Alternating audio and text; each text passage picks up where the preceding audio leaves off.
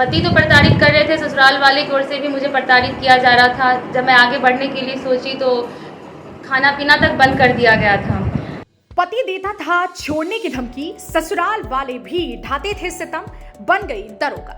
नमस्कार, आप देख रहे हैं हापुड़ हलचल और मैं हूं आपके साथ रश्मि पांडे। जब लग रहा था कि अब सब कुछ खत्म हो गया है, तब भी ब्यूटी ने हिम्मत नहीं हारी। पति से तलाक के लिए मिलने वाली रोजाना की धमकी और ससुराल वालों की प्रताड़ना से वह परेशान थी।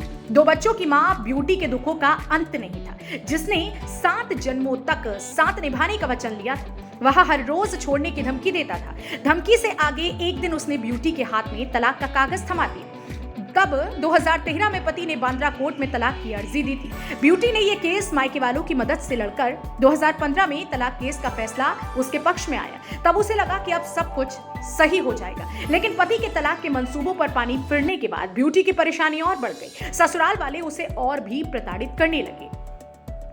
पढ़ाई से ही वह अपनी दुख भरी जिंदगी में खुशहाली ला सकती थी। इसके बाद वह सारे दुखों और प्रताड़ना के साथ जी जान से पढ़ाई के लिए जुट गई। लगातार पढ़ाई करती रही और अब ब्यूटी का चयन बिहार पुलिस में सब इंस्पेक्टर के लिए हुआ है। ब्यूटी के चयन होने की जानकारी उसके घर वालों ने उसे दी तो उसकी आंख आंसू से भर गई, लेकिन यह आंसू खुशी के थे।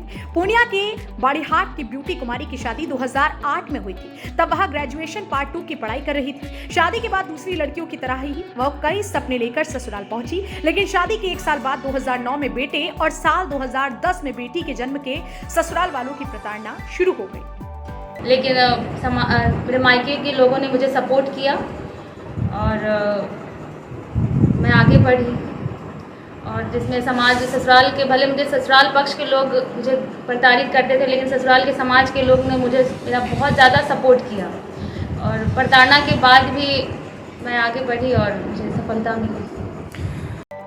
पति का व्यवहार भी बदल गया। पति ने खर्चे देने बंद कर दी। तब मायके वालों से पैसे लेकर वो गुजारा करती। इस दौरान वह बीपीएससी की भी तैयारी कर रही थी। उसकी पढ़ाई पति और ससुराल वालों ने रोकने की पूरी कोशिश की, गाली गलौज की तो फप्तियां भी कसी, लेकिन ब्यूटी ने पढ़ाई जारी रखी। इस दौरान स्थानीय लोग लगातार ब्यूटी का हौसला बढ़ाते रहे। भाई और घर वालों का भी ब्यूटी का साथ मिला।